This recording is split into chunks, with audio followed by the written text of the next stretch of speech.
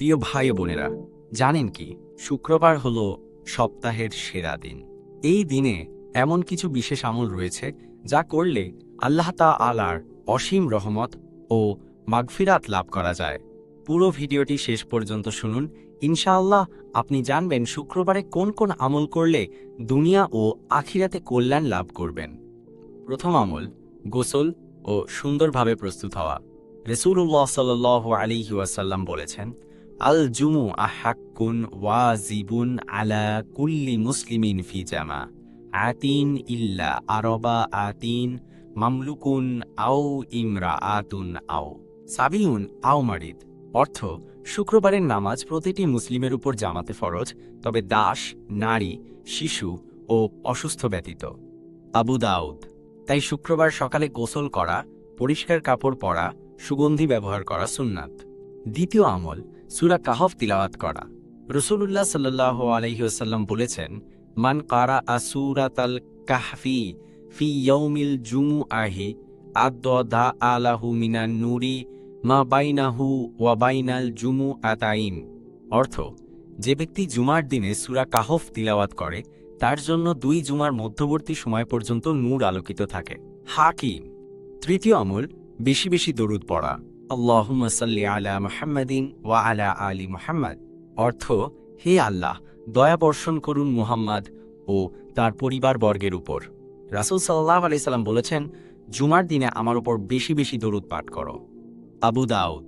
চতুর্থ আমল, দোয়া কবুলের বিশেষ সময়। রাসূল সাল্লাল্লাহু আলাইহি ওয়াসাল্লাম বলেছেন, ফিহি সাআতুন লা ইউওয়াফিকুহা আবদুন মুসলিমুন ওয়া হুয়া কাইয়িমুন ইউসাল্লি ইয়াসআলুল্লাহ তাআলা শাইআন ইল্লা আতাহুল ইয়াহু। অর্থ, শুক্রবারে এমন একটি বিশেষ মুহূর্ত রয়েছে যখন একজন মুসলিম বান্দা সালাতরত অবস্থায় আল্লাহর কাছে যা কিছু চাইবে আল্লাহ তা অবশ্যই কবুল করবেন। বুখারী, মুসলিম। পঞ্চম আমল, জুমার নামাজ আদায় করা।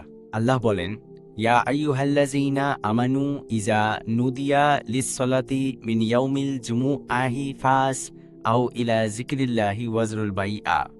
অর্থ, হে ঈমানদারগণ, জুমার দিনের সালাতের জন্য আহ্বান করা হলে তোমরা আল্লাহর স্মরণের দিকে দ্রুত যাও এবং বেচাকেনা ছেড়ে দাও। ষষ্ঠ আমল, খুতবা মনোযোগ দিয়ে শোনা। রাসূল সাল্লাল্লাহু আলাইহি সাল্লাম বলেছেন, ইজা কুলতা লিস সাহিবিকা ইয়াউমাল জুমু আতিয়ানসিত ওয়াল ইমামু ইয়াকতুবু ফাকবত লগোতা। অর্থ, জুমার খুতবার সময় যদি তুমি তোমার পাশের জনকে বলো চুপ থাকো, তবে তোমার আমল নষ্ট হয়ে গেল। বুখারী, মুসলিম। সপ্তম আমল, বেশি বেশি ইস্তিগফার করা। আস্তাগফিরুল্লাহ রাব্বি মিন কুল্লি জানবিন ওয়া আতুবু ইলাইহি। অর্থ, আমি আমার রব আল্লাহর কাছে সব গুনাহের জন্য ক্ষমা চাই এবং তার দিকেই ফিরে আসি। অষ্টম আমল, সাদকাহ ও দান করা। রাসূল সাল্লাল্লাহু আলাইহি ওয়াসাল্লাম বলেছেন, ওয়া সাদাকাতুন ইউতাকাব্বালুহাল্লাহু ফি ইয়াউমিল জুমুআতি আর জামু মিন সাইরিল আইয়াম। অর্থ, জুমার দিনে দেওয়া সাদকা অন্যান্য দিনের চেয়ে আল্লাহর কাছে অধিক মর্যাদাশীল। নবম আমল, কবর জিয়ারত করা।